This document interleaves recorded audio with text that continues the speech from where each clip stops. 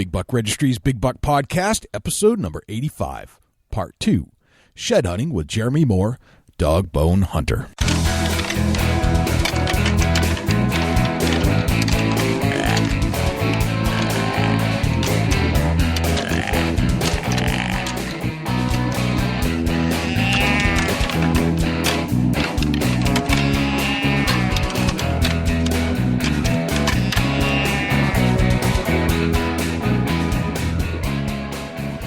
Big Buck Registry is a virtual museum of hunting stories. We preserve a piece of Americana by interviewing and recording hunters about their hunts and experiences from across the country.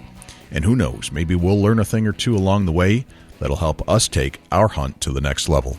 This is Jana Waller from Skullbound TV, and you're listening to my favorite podcast on Stitcher, the Big Buck Registry's Big Buck Podcast. This is Mike Bierman, and I shot the Living Room Buck. And you are listening to my favorite hunting podcast, the Big Buck Registry's Big Buck Podcast. This is Kyle Weaver with the NRA, and you're listening to the Big Buck Registry's Big Buck Podcast. This is Jay Scott, your host of the Big Buck Registry, and Dusty's right here with me. He has not left the studio, and which I'm always psyched to hear that, because how could you leave when we're in such a great, interesting podcast? We're in a groove, man, and we just finished part 1 with Jeremy Moore, and we're picking up on part 2 from Dog Bone, which is a whole training system for your dog, and or just to train your dog from beginning to full-fledged hound and shed hunting machine. He's got a whole training mechanism and products to help you get there. This here will take your shed hunting to the next level. Yeah, and we got into this thing. I didn't want to do it all in one show because we just talked forever, so I broke it down into 2. But this is part 2 of Dog Bone Hunter. So let's. This is kind of like another kind of basic question. You can have the desire to have a shed dog. You can have the desire to go shed hunting. But if the sheds aren't there, then no dog's going to find them. So how do you decide where to shed hunt and where not to with a dog? Sure. Here you bring up a great point, because, a lot of times people just assume if you got a shed dog, every time out you're going to find shed. And the reality is the best shed dog in the world won't find them if they're not there. So when it comes to just going to the fundamentals of finding sheds, I'm a big believer in start where the food is. Food sources. If you don't have late season food sources, and I guess this kind of depends on where you are regionally, but up here, say in the Midwest or areas especially that have some weather, if you don't have late season food, it's going to be a desert. There won't be any deer there because they have to be close to a food source. So we always use that as our starting point, and then we'll work back from there. And the other thing about the deer, you gotta kind of, like, I get this question. I'll have guys at shows come up to me and go, you gotta come and shed hunt on my land. I got giant deer. And I'll go, really? And they'll show me some pictures, and they take out their phones, and here come the deer pictures. And they're giant deer, just like they said, but they're all pictures during the rut. And I'll say to them, I'll go, it was a big deer, So what do you have for food on your land? And they look at me kind of funny. They go, what do you mean for food? Well, we eat down at the bar, or we eat at the restaurant down the road. But no, not for us. For the deer, what do you have for food? Right. And he goes, well, we got some small food plots, and I put in some clover and this and that. And I look at him and say, I'm going to be honest with you, man. I don't think you're going to find many sheds. And the reason is those deer have no reason to be there. And they go, maybe that's why we don't find many sheds. And I go, yeah, that's exactly why. Wherever the food is where you're going to find the sheds. So that's, I think, fundamental, and it's an important part of shed hunting. And then I think you work your way back to bedding areas. Most deer, especially around here, throughout the Midwest, it's a game of survival. Once it gets past the hunting season, now it's surviving Mother Nature. So I think, these animals are incredible, the way they are programmed to survive. And it's obvious. They have to take in more calories than they burn. And so if there's a food source, they're likely to be bedding not far away, as long as they're not pressured. So I think those are kind of the things that we key in on. When it comes to the dog, no matter what, and I'll say this, and people's eyes will really open up when I say it, but no matter what, when I take a dog out shed hunting, especially a young one, we find sheds every single time out. And they look at me and go, wow, you just said you're not going to always find sheds. Not necessarily us, we're going to find them, but my dog's going to. And the way I do it is I'll take a small shed and put it in my back pocket. And when we go out, we start out. And what happens is with a young dog, I don't want them to get burnt out. I don't want them to get bored with this. I want to keep this kind of exciting and fun. So I specifically kind of plan out our trip. Once we leave the vehicle, where we're going to go, what direction, I keep it short. I don't want to go for a 4-hour walk without finding a shed with the dog. So we do kind of short walks and get back to the truck and get them a drink and all that. But what I'll do is I'll carry a little shed in the back pocket. And as soon as my dog starts to lose his focus, I'll drop his shed and I'll circle it around and let him find it. And as soon as he finds it, I praise him, treat him like he saved the world. And all of a sudden my dog just gets excited and he ramps back up to, oh, this is what we're doing. And then he gets back into it. You can watch them. They're totally different disposition for the next 15, 20 minutes. And then all of a sudden they fade out on you. Drop the antler, let him find it again. So keep it interesting. I compare it to, I've got a son. He's 13 now.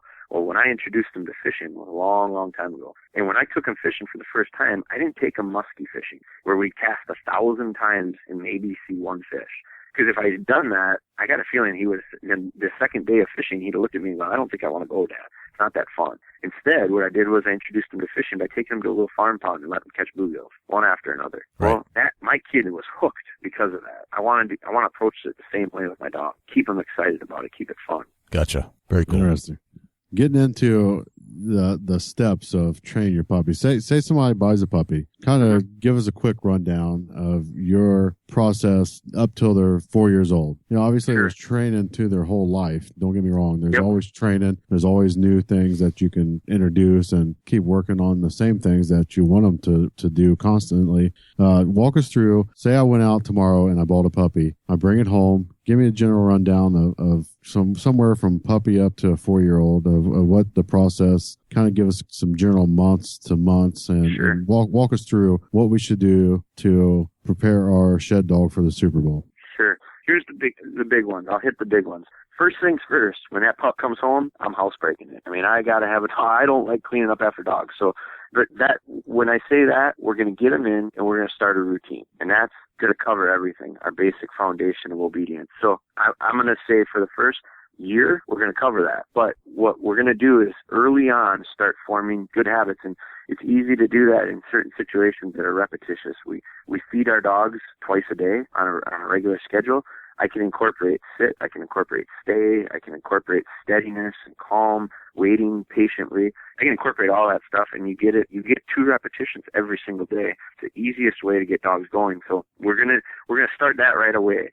What I am real cautious of, and as they progress, I can start introducing little retrieves. I can get in that hallway and I can, ball up I start out typically with a balled up sock, make it into a little ball and roll it down the hallway, let the pup chase it. They pick it up, they bring it back to me. Feels good in their mouth. All I'm doing is getting the start to the retrieve going. Then we can start adding different things. We can add the antler dummy. We can add bumpers if we want to. We can add different stuff to it.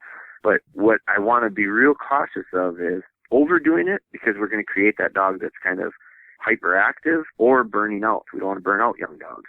But when we get to the point where they're typically about 4 to 6 months old, the big thing that you need to be aware of is the pups are going to start teething. And when they're teething, we don't do any retrieving. I see so many people make the mistake of they love to retrieve with the dog, and it's a lot of fun. And so they get into the retrieving real early, and they retrieve it with it all the way through, and all of a sudden the pup starts teething.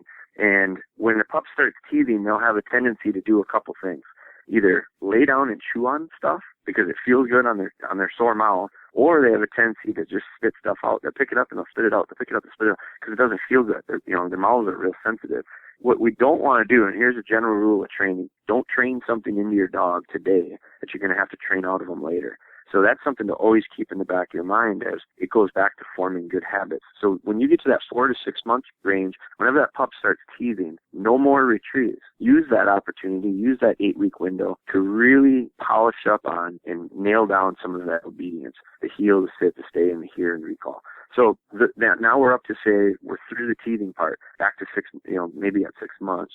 I'll get back into a little bit of retrieving. The obedience is ongoing. And what I'll do at this point is anywhere from 6 to 10 months old, it's a real important process that retriever trainers go through. And I think all dogs that are going to be trained to be a shed dog should go through this. It's called hold conditioning. And what it does is it teaches the dog to deliver to hand. Some people call it force fetch. I don't force fetch. Force fetch is a process that puts negative pressure on a dog, and it's avoidance training. Our style of training, the style I prefer, is positive reinforcement and bringing certain things out of the dog with the idea of there's reward for it, as opposed to doing something out of fear or avoidance. So hold conditioning is a big, there's no set time on it, but I always say it's after teething, and I like to do it before they get to be a year old. It really is a pivotal point in our dog's training to take them to the next level as far as the retrieving stuff goes. So let's say up to that 10 months to a year range, that's where I see dogs really take big steps as far as maturity and focus. And they seem to grow up a little bit. We get to the point where those dogs, early on, it seems like the attention spans are pretty short and the focus is pretty short, and we try to get as much good stuff as we can out of them quickly and end it on positive notes. Now when I get into that 10-month to a year-old range, I'm able to get into a little more involved and a little more formal with our training stuff. I feel comfortable introducing a hard horn, typically in that area, around 10 months to a year old. And a lot of people think I'm crazy for waiting that long. Well, my idea is this. I'm going to have that dog for, say, 15 years, 12 to 15 years. If I rush through and I introduce a hard horn to him, that real antler to him earlier than I should have, and it ends up being negative, I'm going to put myself back in training multiple years. I mean, it's going to take a while. If I take my time and I'm deliberate and I go through the full process and I wait till they're, say, a year old, I might give up one shed season with them. But I'm going to enjoy 14 years of good shed hunting with them, or 13 years, 12 years of good shed hunting with them, as opposed to going so many steps backwards and having to fight back through it. So usually between that 10 months and a year old, I'll finish them out with the idea of the hard horns, and then I get them into the real actual shed hunting. And in that first season or two, I think you got to have realistic expectations. You're not going to have a finished dog. You're going to have a dog that I think folks forget about. They train in the field or in the house, and they train in the yard, and then they go to hunting. And there's an important part in there that is what I call transitional training. That's that year to, say, 2 years, where depending on what time of the year it falls, that first shed season or that first and second shed season, I treat them as extensions of our training in the yard and in the field and in the house. And it's transitioning them into the actual hunt. So don't be in a rush for that part. Ensure success. You always want to have success with these dogs. So that's where that little shed comes in my pocket. Another little tip that I like to do is I'll get out from the truck. I'll get 100 yards from the truck and I'll drop an antler. And I know where the antler is. And so when I go for my 20-minute, 30-minute, 40-minute walk, if we don't find anything, I still circle, I bring the dog back around, and the last thing I do, 100 yards from the truck, I get downwind of that shed. I know it's there. I put it there. And when that dog gets wind of it and finds it and brings it back to me and is so excited, it's a lot of praise, and we end it on a real positive note. So it's things that from a year to, say, 2 years that I don't want to forget about the importance of success with the dog. Once we get them through that and we get them into actually shed hunting and having success, and the cool part about it is when they do, if you see a shed, if you're out in the field and you see a shed antler, sometimes we're going to see them first. A lot of times we see them first. I'll never pick it up. I laugh because my first reaction whenever I see a shed antler is run and grab it. Well, it's not going anywhere. I mean, that shed's not going to run off on you. So you got to kind of keep your composure as a trainer and circle your dog around and use that as a training tool. Let the dog find all of them. And whether it takes 10 minutes, 1 minute, or an hour, it doesn't matter as long as the dog finds it, and stay positive with them. And all of a sudden, you'll see it just start to click. It's just an awesome feeling when you see that dog starts to make sense to them. And so as a trainer, we set them up as best we can, but finishing them out, putting them in the field and having success, that's where they really, really wrap up their training, and 1 and 1 adds up to them again. That's great. You know, that's phenomenal. That it's literally like raising the kid up to go to the field with you and shed hunt just like you do. But Totally. there's some different things that a dog needs a little more focus on, and it's amazing how that you can utilize yourself and your knowledge to train your dog to hunt with you and find the sheds. That's great. Right. You just brought up a really good point. When you hunt with your dog, you're hunting together as a team. You know, I've always, it's funny because I've had so many people ask me, you know, I think their impression is, boy, you guys find so many sheds with those dogs. I think they think all I do is sit in the pickup truck and let the dog fill the back up. It doesn't work that way. It's right. I wish it were. That. Right. It's not that easy. And so when you're out with that dog, you're definitely working together, and it's motivating to me as a shed hunter. I think there's a confidence factor that is involved with it. When I go out, I think you self-prophesize success and as well as failure. So if I'm out there walking and I think, gosh, I'm never going to find a shed out here, the chances are me finding a shed are slim, because if you shed hunted before, you know there's an art to it. You don't look for antlers. You look for a piece of an antler. You look for a tip of a tine, a curve of a main beam. So you have to have focus. And if you don't think you're going to find one, it's much, much harder to find one. Right, when you go out, agreed. When you go out and you go, oh, this looks awesome. This spot looks really good. There's got to be sheds laying here. You will focus and look over second and third times the spots, and all of a sudden you will find an antler. And once you find one, your confidence soars. Now you're going to find another one. And I've seen it so many times where you just get on a roll. When a guy starts finding them, he's finding them. And it's because he's in the zone, kind of. Well, when I go, I have that confidence with the dog because I feel like we are going to, if they're here, we're going to find them. And so I think that's an important part of it. All right. I couldn't agree more. And it's one of the things where, I can almost relate to it as a morel mushroom hunter. I hunt morel mushrooms, and once you find one, your whole eye sense to the actual shape and the texture and the sheen and the small point. It's just comparison to the morel mushroom hunting. But I do an eye visual training. I throw a shed out. And we've got kind of like a grown up wooded area next door to my house. And I'm just throwing this out there for a reference on my personal experience shed hunting. I throw the shed out into the woods, and then I just take off walking and let my eyes pick it up as I go through. I don't really want to know where it landed. I just want to naturally walk in there. If that shed's upside down, buried in the tall grass, I want my eyes to put a visual on it. And it just gives me that brain click when I see the shape or the texture of an antler. It's training myself. I just can't imagine the dog once it gets on that training and gets into that visual zone, and the smell goes along with it. But once that dog learns all this, it's going to be a dominant shed finding machine. You bet. It's exactly what I'm saying. Like it clicks and it's awesome feeling. Yeah, absolutely. Jay, what do you think? You've been shed hunting. I've been shed hunting for myself, and it's I've never really done a whole lot of it in the springtime. It's always like during the season.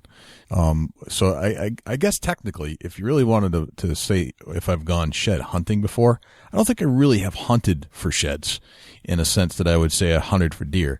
It's more or less I'm hunting for deer and I find sheds when I'm out, or I'm just poking around, scouting preseason or after the season, just kind of looking around, and I'll find them. I'm not really out there shed hunting, but this whole aspect has really opened my eyes to something that has intrigued me more than ever before. It's almost like a hunter is a hunter is a hunter kind of thing. It's another aspect of hunting, even though I'm not hunting an animal, I'm hunting for something else. So I see it as a huge, it's like having a partner. Yeah, I've got young children, and they're just not at that age where they'll go for the hour walk or the 45-minute walk, where I think a dog at this point in my life that I can introduce a dog into that, that's something that it's a companion thing for somebody that loves the outdoors. You got to love dogs, and you got to love whitetail, shed hunting, and everything to do with the whitetail. And it all just, mixes together. It's a great thing. It really is. It's the next up and coming thing that a hunter can do to, kind of carry him to the next season. It's becoming more and more popular every day. And I with the kids, I think it's just an awesome point that you make, because I've got little ones, and when they're real young, and even when they're when they're getting a little bit older, it's tough. It's tough to ask them to sit quiet. It's tough to ask them to sit for long periods of time. But when you start talking about shed hunting, it's like a big Easter egg hunt. And I can get little kids to go a lot of miles when I tell them, we're looking for stuff. And, we don't have to be quiet. We don't have to have a license. We don't need guns. And there's no blood. There's no any, that's all so easy to get kids involved with, and awesome way to get them hooked on the idea of just doing stuff outdoors. It's crazy. I'm gonna speak from personal experience one more time, and not just throwing myself out there, but just I've got a 5-year-old daughter that right now has got an English lab named Flower coming to our house, and we're shed hunting next year with her. It's already she's excited. The presence of the puppy and the finding something, it's already embedded. It's like, wow, where did this come from? Right. It's amazing. Yeah, it's cool. Jeremy, kind of going back to this whole thing about why do you need a dog? Well, where does this obsession with antlers come from? Why are we so obsessed with this stuff? What's your opinion on that? I think there's a lot of different reasons. For me, and I think it varies. For me, it's sparked from I think about deer every day, all day, and I think about him year round. And so we mentioned it earlier, as hunters, we've evolved to hunt these specific deer. And so I get a lot of, with the idea of sheds for me, it's building up information about certain deer. Finding sheds tells me something about a part of this puzzle. And late season, where is this deer living? Well, that's wherever I'm finding his sheds, that's where his home range is late season. It answers questions about size of antlers. When you get these trail cam pictures, and I get so many guys that, I got a 150-inch deer or a 160 or whatever it is. And when we find the antlers, we're not guessing based on trail cameras anymore, because you can I can tell you what the antler scores. And so it answers a lot of questions of how big is that deer, or how big is he or isn't he? And it allows me to really be able to keep specific tabs on specific deer year after year after year. I mean, I can't tell you how many different deer I've got multiple years of sheds of. To me, I use it as a tool to specifically hunt these deer. And it's also an opportunity for me to get into certain spots that I don't go into any other time of the year. So there's areas where I shed hunt.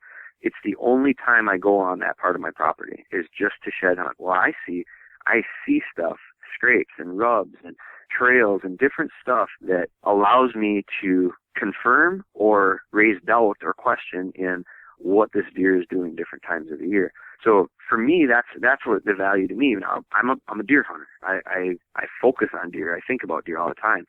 I think there's a kind of an obsession of the antler for a different group of people, and that's dollars. There's value to these things. I mean, there is a definite market for antlers. I know groups of guys, I know places that buy and sell antler by the pound. And I mean, especially this is a lot of out west stuff. I mean, it's not hard to rack up hundreds of pounds of antlers when you start talking about elk, when you start talking about big whitetails, Canadian whitetails. It adds up quick. So there's a big market out there right now.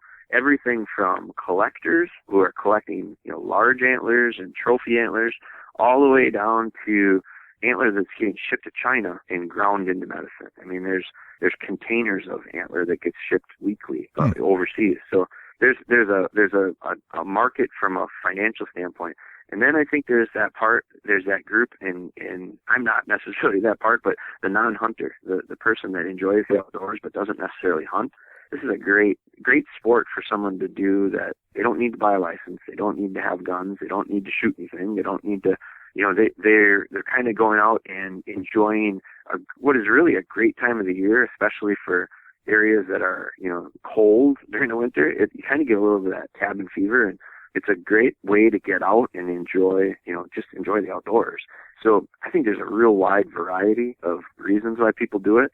But the cool part is for me, it's really cool that it's growing in popularity the way it is. From a shed hunting perspective, right. It's terrible because, I used to be able to knock on doors and ask places, can I shed hunt on your property? And 5 years ago, people would look at me like I was nuts. You're going to do what? Right. What are you talking about? Now I knock on doors, and 8 out of 10 of them will tell me, sorry, our cousins shed hunt, or our boy shed hunts, or our kids shed hunt, or we shed hunt. And so it's become difficult to get on property, just because it's gotten so popular. So I love it from a business perspective, but I hate it as a shed hunter. I was going to ask you that. I mean, is the way you get on a piece of property different than the way you get on a hunt? Is it less, less of a challenge because you're not carrying a gun, kind of thing, or is it the same kind of mentality? Used to be. Yeah, it used to be. And I'm not going to say that you can't get permission. I mean, it's a big the popularity of shed hunting. It's one of the few negative things about it that I know of is it's actually evolved into an issue in a lot of areas that I've gone to with trespassing, and they're considering it poaching.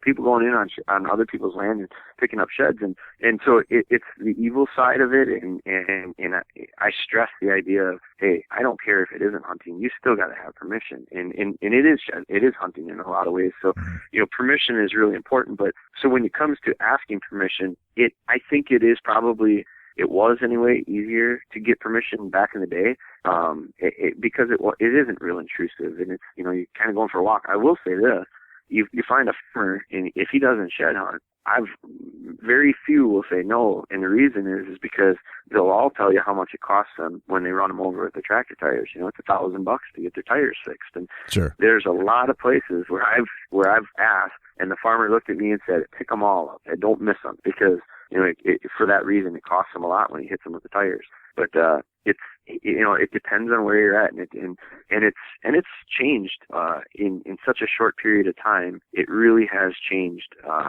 just due to the popularity. It's really catching on, and people are really realizing just how fun of a sport it is. Yeah.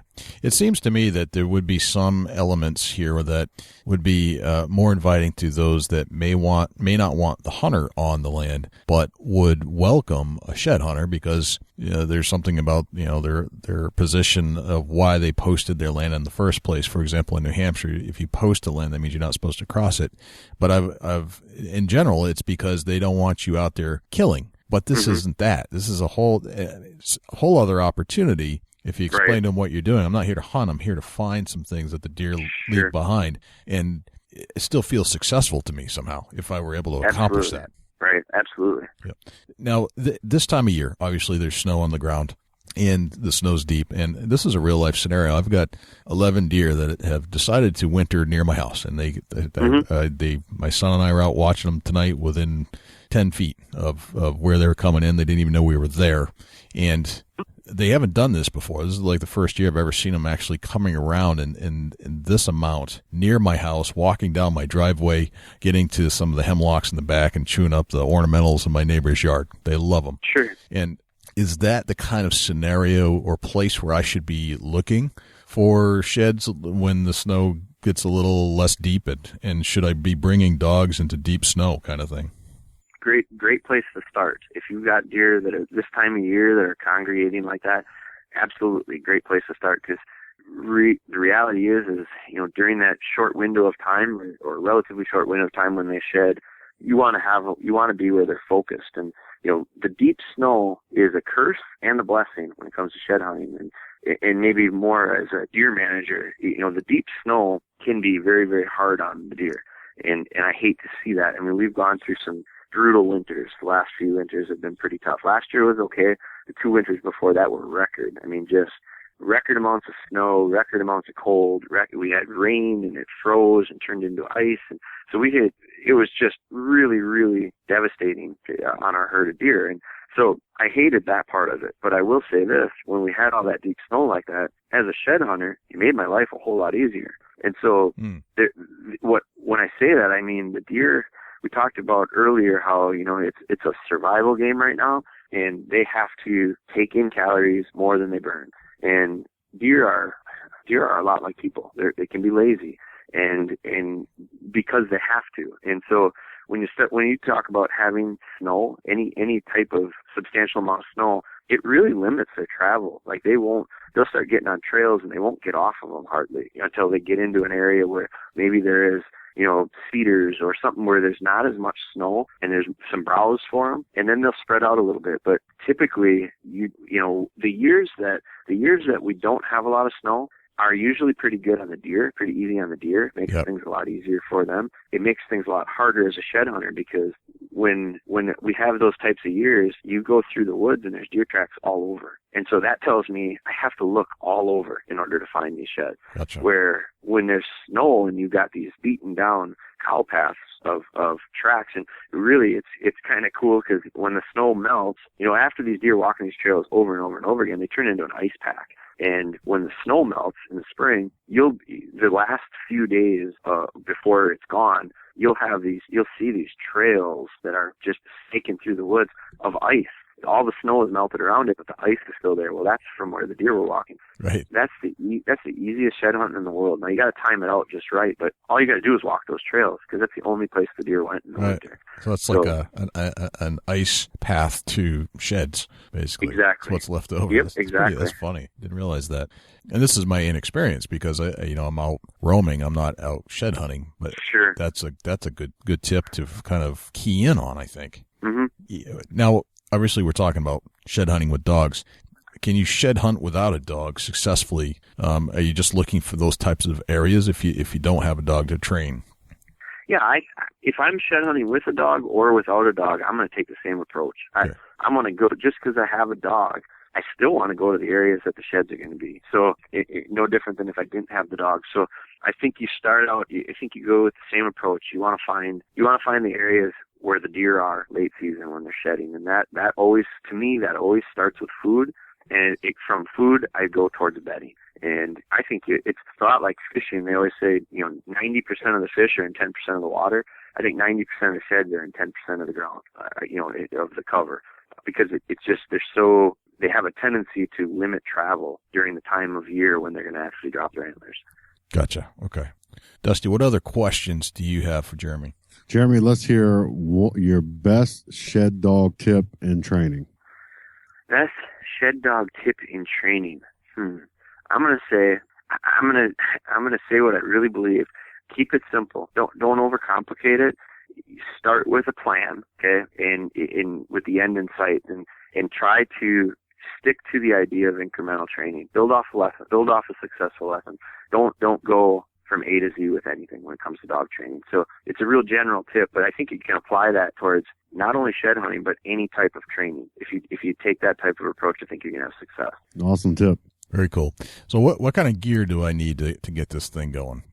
Well, I would say if a person's going to try, if a person's interested in just getting into it, just giving it a try, my suggestion, and we hear that all the time. What do I need to get started? Here's a couple things. I think as a trainer, it's a secret tool that people don't talk about enough. Get yourself a training bag. And so when I say, and you're going to be like, what? What do you mean? A training bag. We sell them. And you don't have to have ours. A training bag is a training bag, but we offer them, and we designed it with pockets that work the way we want them to work. But it's like a mail carrier's bag. And the reason is there's a lot of stuff. When you're training a dog, you're going to have a lot of tools. You're going to have scents. You're going to have dummies. You're going to have all sorts of stuff, leashes, and you're going to have to take them on and off. And you got to have a place to go with them, because if you can only carry so much stuff. And the other thing is when you're carrying stuff, your dog focuses on your hand. Your dog doesn't focus on you. They're focusing on whatever you're carrying. So when a dog makes a retrieve, I take it out of their mouth and I put it right in the training bag, and all of a sudden my hands are free and I got the dog's focus back. So training bag is a really important tool that's oftentimes overlooked. When it comes to specifically shed training, people ask, where do I get started with this? And my suggestion is always this.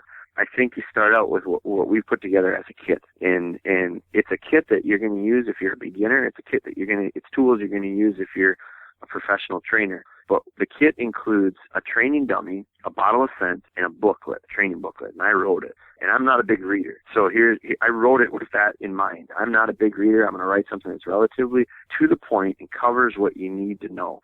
And so that kit, it's a shed training kit, and it's got everything you need to get you started. I think we just came out this last year with a DVD. We actually partnered up with Gun Dog Magazine, and we did a DVD for their DVD series. And we did 2 DVDs. We did one on tracking dogs, and we did one on shed dogs. And I think if you've got the kit and the DVD, the shed training DVD, those 2 tools are going to get you a long way as far as getting started. You know, at some point down the road, and as a trainer, we do different drills and we do different scenarios where we need to run doubles and triples and different scenarios where we're doing some training drills. So you're going to need more bumpers. You're going to need more dummies. You're going to need more antlers. I think you start out with the kit, and then you might look at getting a brown antler because there is going to be that time when you transition to the nose. But we also offer the white dummies by themselves, so you don't have to buy a kit every time to get the white dummy. So I think start out with the kit and the DVD, and then I would say maybe get an extra dummy or 2. You're going to use the scent, so you know that's something that's kind of a consumable out of the whole process. And then eventually you're going to need to get your hands on a real shed and try to find a shed or 2 that looks similar size-wise to the training dummy. If you've got that stuff, I think you can get pretty far as you know, to the point of getting a dog into the field and finding some antlers. It doesn't take a lot of money. You know, if you buy a dog from me, they're expensive. I don't do that many of them. I do a limited number each year. You know, we're right now our waiting list about a year and a half out before we would even start the dog. So they're very expensive. I train, you know, these dogs range from anywhere from $10,000 to $15,000, and I train these $10,000 to $15,000 dogs using training kits that you can buy at the retail store for $35. Okay. I use the same exact stuff.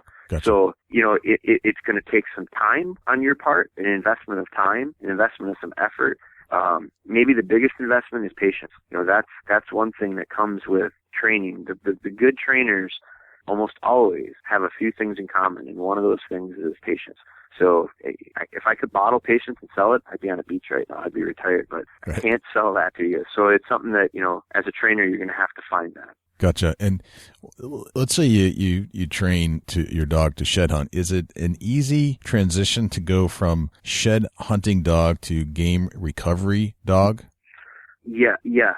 Okay. And the reason I say that is because game recovery dog is almost all scent work. And part of my training of a shed dog is scent work. So you kind of cover this. It's just a different scent. It's scent discrimination.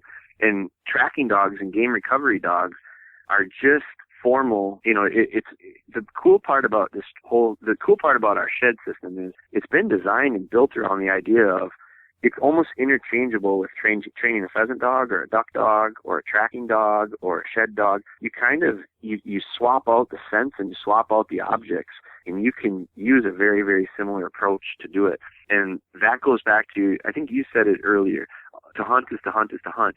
For a dog, a hunting dog is a hunting dog. I train a hunting dog. I can take a traditional hunting dog and train him to hunt just about anything, based off of scent and based off of sight, and we bring out natural hunt in them. Okay. And so that's the cool part about it. Gotcha. All right, so here's the $1 million question, Jeremy. Mm-hmm. Which do you prefer, deer hunting or shed hunting? Oof. Why do you got to ask me that? That's a tough question, man. That's a loaded question. It's loaded, but it's, you know. I will be, boy, it is a tough question. I will say this. I'm pretty obsessed with deer. I would say it's tough. It could be even. I don't know.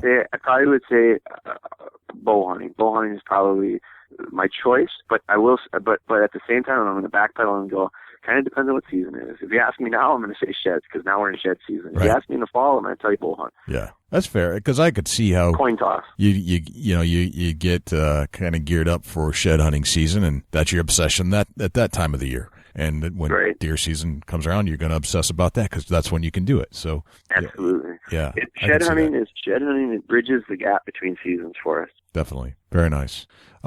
Jeremy, tell everybody who's listening to the show how we can find you online. Where's the best place to go learn more about you? Our website is probably a good place to start. It's dogbonehunter.com. And there you got a lot of information on both our product lines, our shed line, as well as our game recovery and tracking line.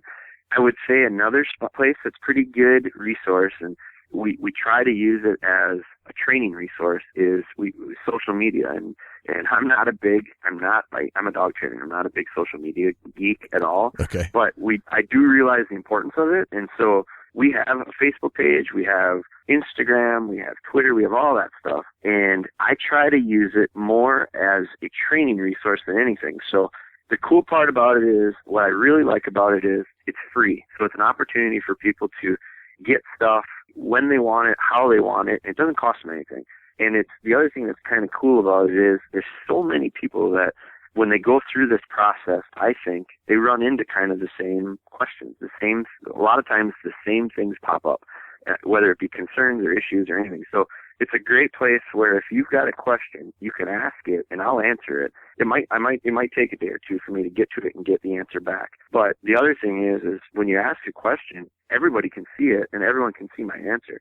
And then we can kind of get people to chime in and we can kind of get interactive with it where we can make comments off of one specific question and really kind of get the ball rolling on different topics. So it's a free resource, and that's our Facebook page, and that's Dogbone Hunter as well. Okay, very cool.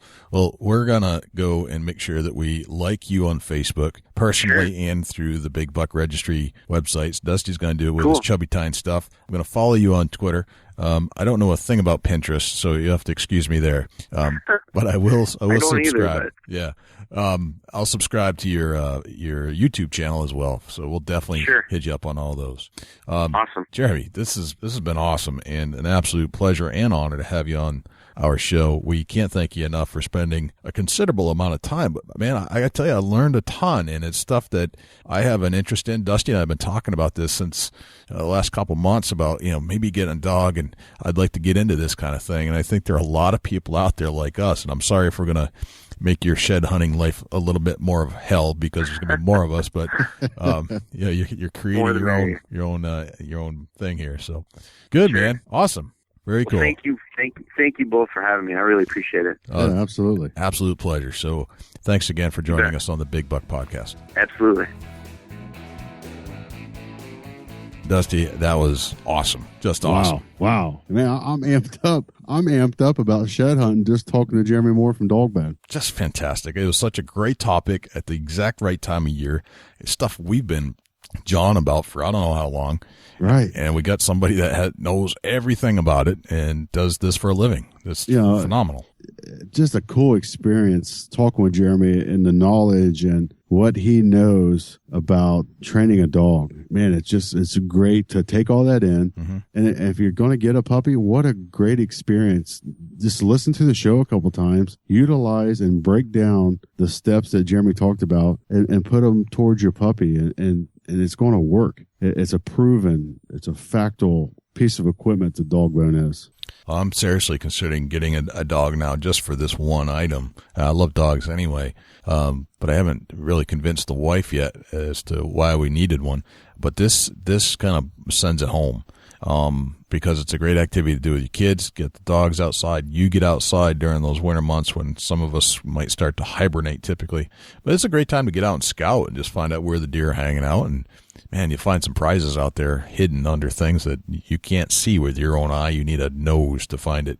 Yeah, it's one of the things where I'm 100% sure that it's a whole family event. Yes, you could take your kids shed hunting with you. Take the puppy. Once the dog gets a little older, the kids are going to enjoy it. Your wife will enjoy it. You're not out there hunting. There's no firearms involved. It's safe. It's a family sport. It is. I'm so, I don't know. I'm just feeling real good about this. Just pumped up, excited to start doing this. And I don't think I'll have a dog before it's time to go shed hunting, but I'm going anyway. And I'm going to work on this dog thing for the next year. But I'm just psyched to get out and actually go shed hunting now that I know where these deer are hanging out.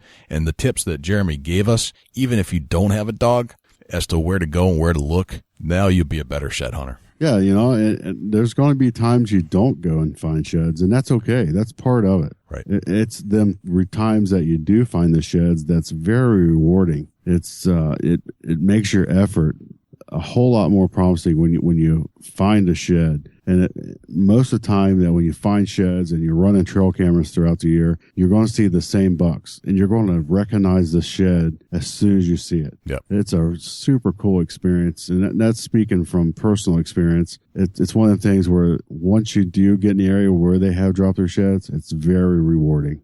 I love finding sheds. I've always loved finding sheds. The best shed I ever found was this really it came off of a really thick, what I assume was an 8-pointer. It's hanging on my wall still, and I engraved it actually. I have an exact date and time and place I found it, and I found it during hunting season, and it had we had some snow on the ground, but I found it sticking. It was submerged in a small creek. I mean, when a small creek, I mean more like a stream. It was like 10 inches wide, but it was flowing. But somehow it had dropped in this area in the stream and was completely covered over, protected from the mice and the rodents chewed on it, or would have chewed on it. It was. I just took a step, looked down, and there it was. And that moment was so, I don't know, it was enlightening. I was like, this is like a gift, like somebody wrapped up a gift and gave it to me. It's almost better than Christmas. I swear to God. It's crazy. Right, yeah. I love very shed rewarding. hunting. Very rewarding. So, it's a way to get in the woods and find out where your late season spots are. There's going to be areas that you're going to be like, wow, I can't believe the deer were actually here. Right. You find their shed antlers, and that tells the story about where they're at late season.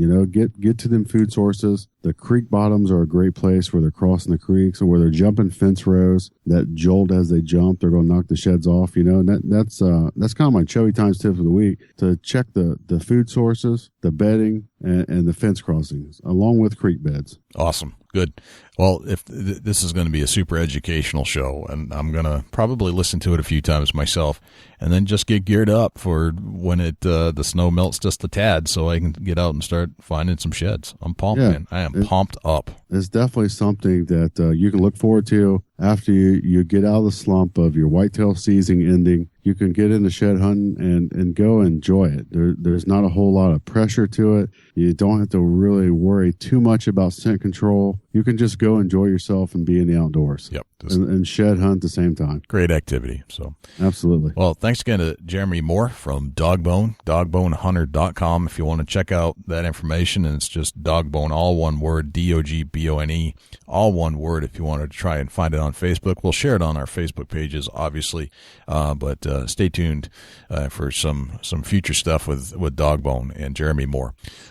Great show, Dusty. Thank you for joining me on another episode. It's always a pleasure. How can we find you online and offline? Facebook.com/Chubby Times Outdoors. Jay, how can the people reach out to you at the Big Buck Registry? All right, man. We're going to wrap it up here. We've got our Facebook page is bigbuckregistry.com/Facebook. Twitter is bigbuckregistry.com/Twitter. YouTube is bigbuckregistry.com/YouTube. Our phone number, 724-613-2825. Give us a call, leave us a message, give us some feedback about the show. If you need more information about something, or if you want to just tell us about the show in general, the sound quality, whatever, that's a great place to leave a message. You can always email me, Jay or Dusty, at bigbuckregistry.com. And if you'd like to be famous for a day and get your big buck featured on the Big Buck Registry Facebook page in front of 150,000 plus followers, all you have to do is go to bigbuckregistry.com/mybuck. Follow the instructions there. It's all there for you to see. And if you are in the outdoor industry or have a page that you'd like to get promoted or some event, go to www.bigbuckregistry.com/S4S. And I think that is it. Did I miss anything, Dustin? Big buck everywhere. Big buck. No, you did good, Jay. And thanks to everybody for tuning in with us on another episode of the Big Buck Registry Deer Hunting Podcast. We really appreciate you tuning in. And I'm Dusty Phillips. This is Jay Scott. And you're listening to the Big Buck Registry. See you next week. Can't wait.